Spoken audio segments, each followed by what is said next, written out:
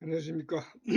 근본 시간에는 3장 북강군의 남침과 서울 함락에 대해서 살펴보도록 하겠습니다. 먼저 개전 초기 상황입니다.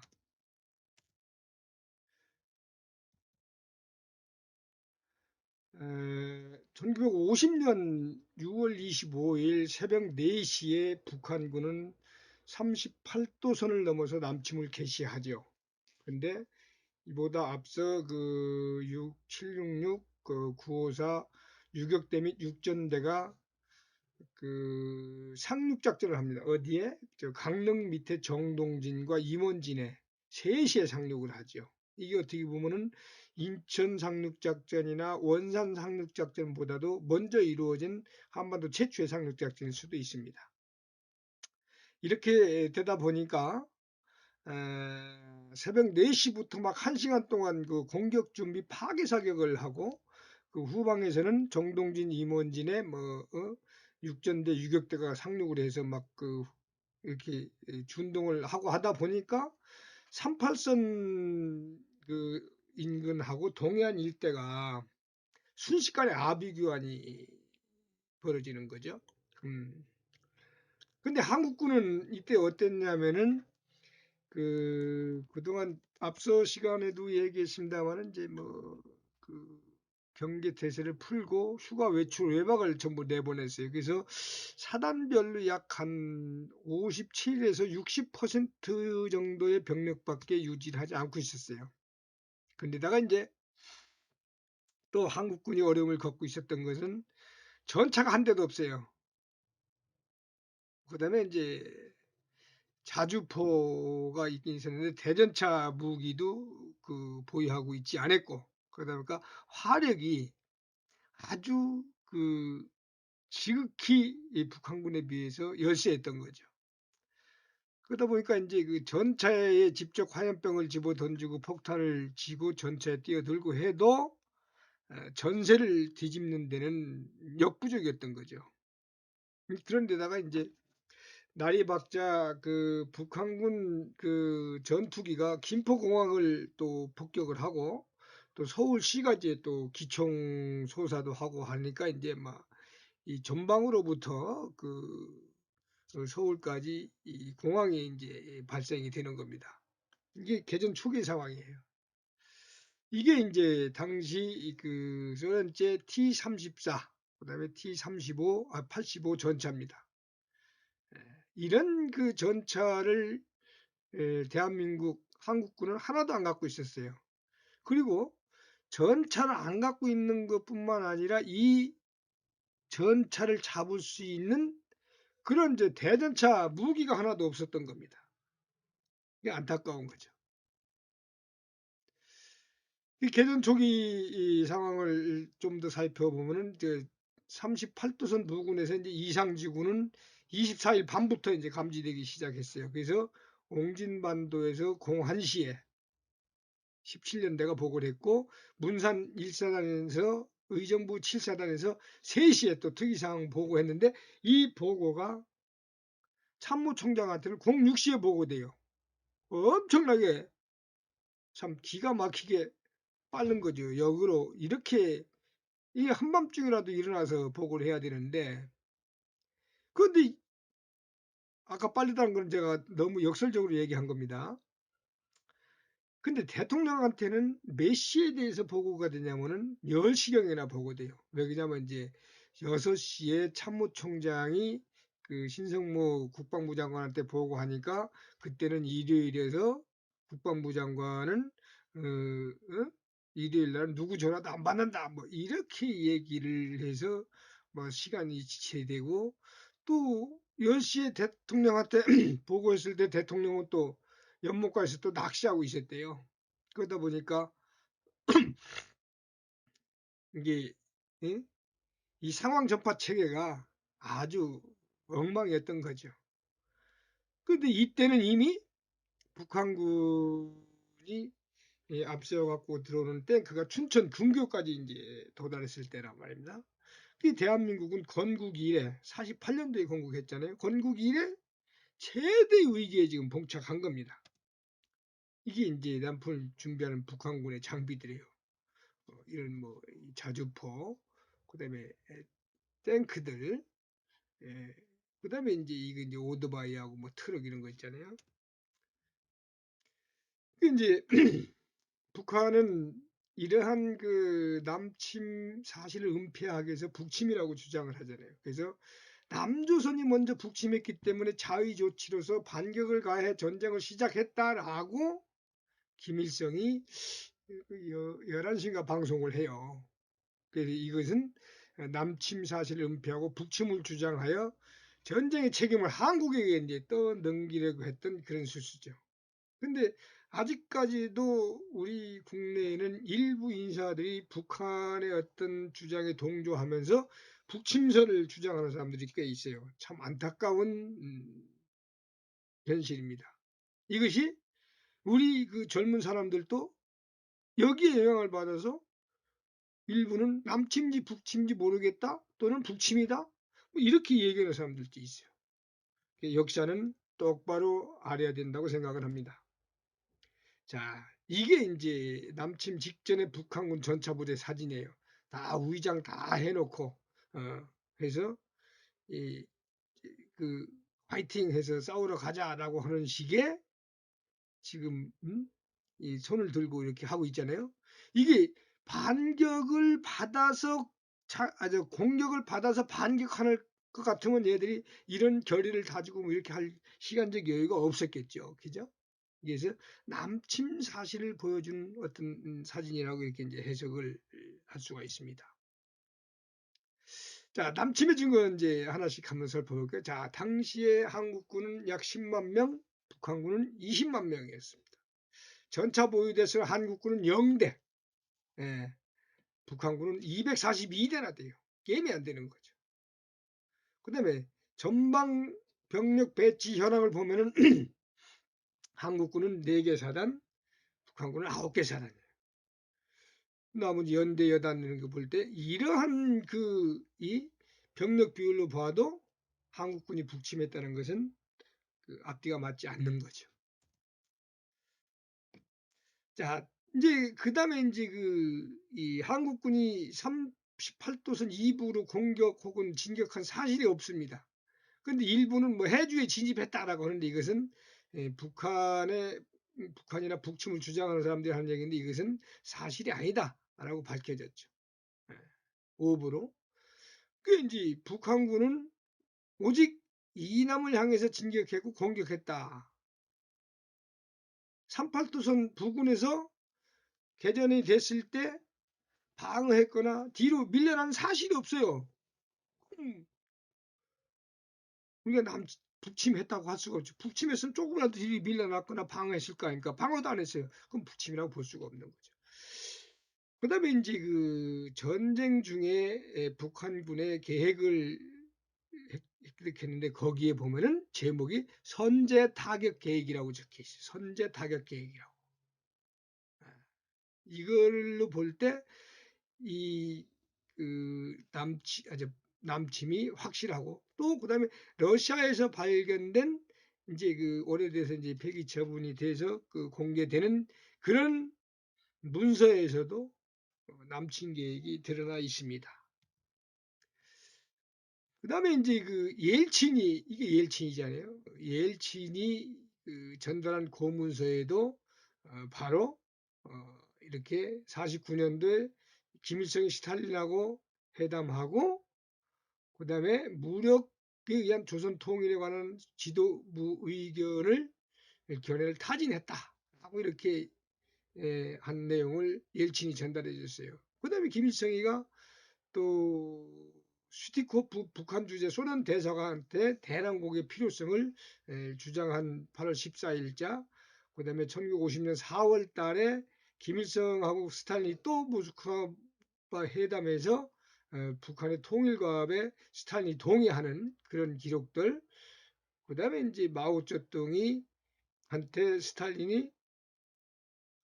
스탈린한테 마오쩌둥이 통일에 착수하는 하자는 조선인의 재청에 동의한다는 전문을 보낸 사실이라든가 그다음에 이제 그 마오가 또 3단계 남침 계획에 동의한다 해서 스탈린한테 보낸 거 뭐 이런 것들 모든 그 정황으로 볼 때 북한의 남침은 이렇게 오늘날의 러시아, 소련의 뒤를 이은 러시아도 인정하고 있는 그런 내용이라고 하는 것을 우리가 잘 알아야 되겠습니다.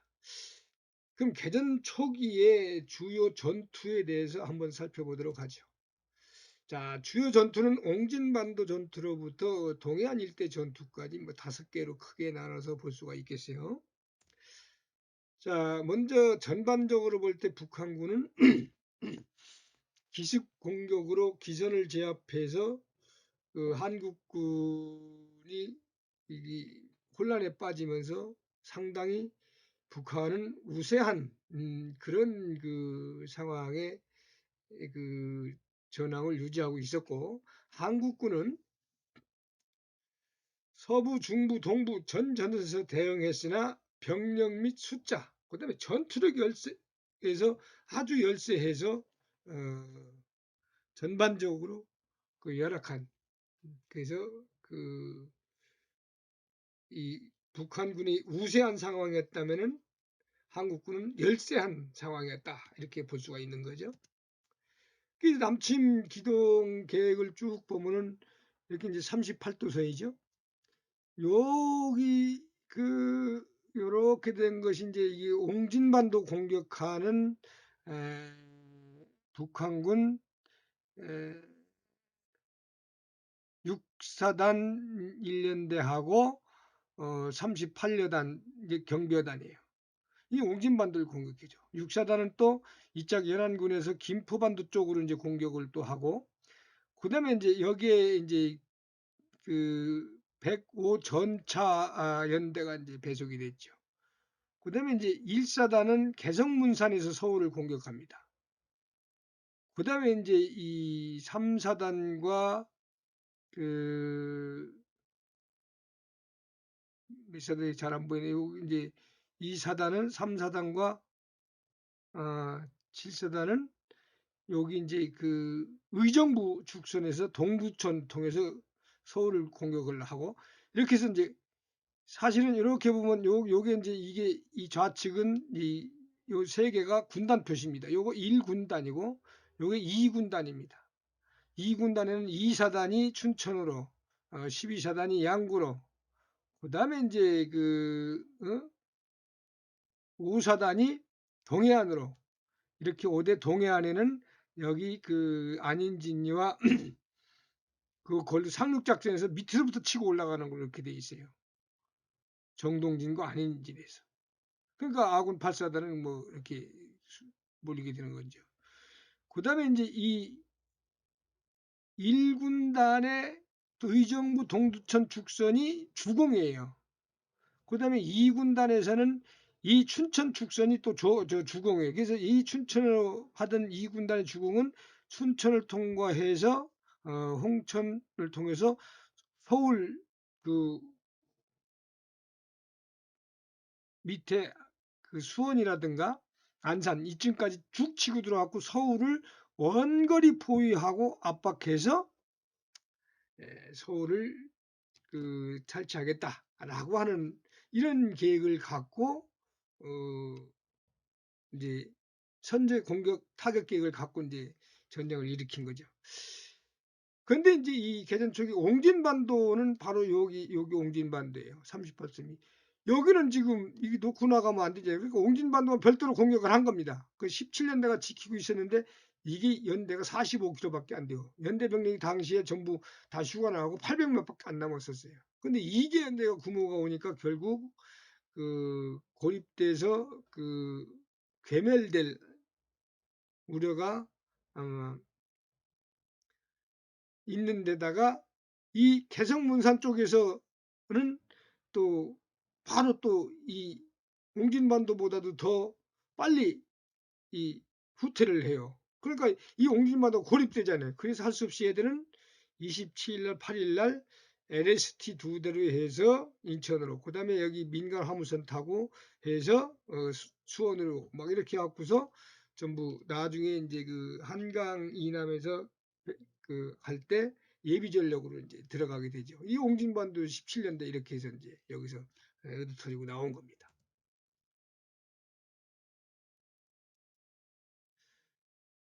그다음에 이제 개성문산지구예요. 개성문산지구 여기가 개성입니다. 개성. 개성은 여기에 이제 그 우리 1사단이 방어하고 있었는데 적 1사단과 6사단이 2개 사단이 공격을 해요. 근데 이 개성은 바로 5시간 만에 피탈이 돼요. 왜냐면은 이 경의선 철도를 얘들이 복구해 놓고 있다가 이 열차를 타고 이 축구망으로 들어가고 개성까지 막 들어오다 보니까 이 전쟁 터지자마자 아침 4시에 시작했으면 그 다음 25일 날 아침 9시경에 그냥 개성이 피탈이 됩니다. 그래서 이 임진강가로 와서 여기서 이제 막고자 했으나 이것도 안 되죠. 그래서 철수하려고 하다 보니까 이 임진강 철교를 또 타고 이 북계공이 넘어오잖아요. 그래서 이걸 끊으려고 못 끊어요. 그러다 보니까 임진강 철교를 폭발을 하는데 실패를 해서 이제 적들이 그냥 밀고 내려오죠. 그러다 보니까 이 아군은 그대로 밑으로 밀릴 수밖에 없는 거예요. 그런데다가 이제 또 이때 이 의정부 동두 축선으로 의정부하고 그 동두천 축선으로 들어온 동두천 축선 통해서 의정부로 들어온 그 적들이 미연에 출현했다 하고 하니까 할 수 없이 이제 막 뒤로 밀리더란 거예요. 그런데 이 임진강 철수를 여기 보면 개성 여기죠. 여기 임진강 철교를 폭파시키려다 못한 것이 이제 한이 되니까 한강 경험을 삼아서 한강을 조개 폭파하는 이런 또 누를 범하게 되는 것도 있었죠. 그 다음에 이제 의정부 지구 전투입니다. 여기 이제 보면 이 1군단의 주공은 바로 105여 전차여단의 지원을 받는 4사단과 3사단이 동두천과 포천을 통해서 들어오는 거예요. 서울로. 동두천 포천 통해서 의정부까지 오니까 이게 서울이에요. 서울. 다 들어왔죠 여기 지금. 이러다 보니까 이게 주력부대가 일로 온 겁니다. 왜 주력부대가 여기냐? 뭐 개성문사에 가까울 텐데 여기는 임진강이나 한강이라든가 이런 그 장애물이 많잖아요. 그래서 이 주력군이 의정부 방으로 들어온다. 여기는 이 5번 국도인가요? 이걸 통해서 그 동두천과 포천 쪽에서 쭉 오면은 이 의정부까지 바로 들어옵니다. 지금 아주 길 잘 뚫어놨죠. 그래서 한국군 7사단은 이제 이 동두천 포천 지역을 방어를 했지만은 6월 20일 날 바로 동두천과 이 포천이 점령당합니다. 왜 25일 날 바로 점령당했겠어요? 바로 이 주력 부대의 주공이 담당하는 부대들은 이 딴 데 몇 대 전차 갖고 오는 거가 아니라 이건 거의 뭐 전차의 대부분을 갖고 오는 105 전차 여단이 배속되어 있기 때문에 그런 거죠. 그래서 그 일시에 한번 뭐 동두천을 탈환한 적도 있지만 동두천 이쪽이죠. 포천 탈환은 실패하고 결국은 뭐 전부 다 이 뿔뿔이 흩어져서 이렇게 다 이렇게 이게 화살표 버지 갖고 이 의정부를 밀려 나오는 겁니다. 그래서 이 의정부에서 서울은 뭐 바로 연결되잖아요. 이게 그러니까 서울이 위기에 더 처해져 버렸다. 그 다음에 이제 홍천 춘천 지구 전투입니다. 여기에 이제 춘천이고 여기가 홍천이에요. 여기에는 북한군 2사단이 춘천 지역으로 그 다음에 12사단은 홍천 지역으로 이렇게 공격을 하는데 이 공격을 6사단이 혼자서 다 막아요. 근데 6사단은 2주 전에 그 사단장 김종호 대령이 부임해서 외출박 통제하고 정보를 수집해서 막 훈련을 엄청나게 하고 있었어요. 그러다 보니까 여기서 그 북한군의 2개 사단의 공격을 잘 막아내서 이 전선이 봐요. 25일에 이렇게 전선이 됐는데 26일 날 문산 의정부 떨어지면서 그래도 춘천 안 떨어졌어요. 그 다음에 이게 더 내려갔을 때도 춘천 안 떨어졌어요. 27일 날도. 근데 28일 날 여기 보면 이게 이제 자꾸 이 좌측하고 이 강릉 쪽하고 좀 뭐랄까 이 고립되잖아요. 그래서 할 수 없이 지금 북한군이 그 좌우측에 이렇게 밀고 내려오니까 여기서 이제 육사단이 고립될 것 같으니까 할 수 없이 다른 전선이 무너지니까 원주 방향으로 육사단이 철수를 하는 겁니다. 그런데 이 육사단이 여기서 한국 최초로 승리했다고 하는 것은 큰 그 기여를 한 건데 바로 뭐냐면은 이 육사단은 춘천, 홍천 거쳐서 이렇게 해서 아까 처음에 얘기했듯이 서울을 원거리 포위하려고 했던 겁니다. 그 요 원거리 포위가 안 됐던 겁니다. 왜? 육사단이 전투를 잘해서. 그러다 보니까 이제 이 2군단이었던 2군단장, 적 2군단장하고 육사단장, 아니야, 적 12사단장하고 2사단장은 보직해임 돼요. 연대장까지 막 다.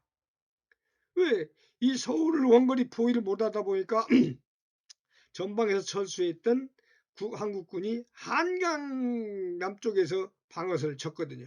그런데 이 한강 방어선 친 거를 이 춘천을 통해서 들어왔던 2군단이 원거리 포위했다면 아주 한국군은 질이 멸렬됐겠죠. 그래서 이 육사단 전투가 전체적으로 이 우리 그 6.25 전쟁에서 한국군이 그 재기해서 재편성해갖고 이 한강에서 지연전을 펼치면서 유엔군을 불러들이는 시간을 벌었다고 하는 그런 기여를 해줬다고 이렇게 볼 수가 있는 겁니다. 자, 동해안을 볼까요? 동해안은 지금 아까 얘기했듯이 766 그 부대가 정동진에, 그 다음에 이제 945 부대가 임원진에 상륙을, 정동진과 임원진에 상륙을 해요. 25일 03시에 한반도 최초의 상륙작전이에요. 그래 놓고서 이 위를 치고 올라가니까 여기 있던 8사단 10년대하고 뭐 여기 연대본부에서 4개 대대만 있었는데 이게 이제 뭐 아주 그 괴멸 위기에 처하다 육군본부에다 병력을 요청해요. 그렇지만 야 지금 서쪽도 난리인데 없다. 너 알아서 해라 하죠.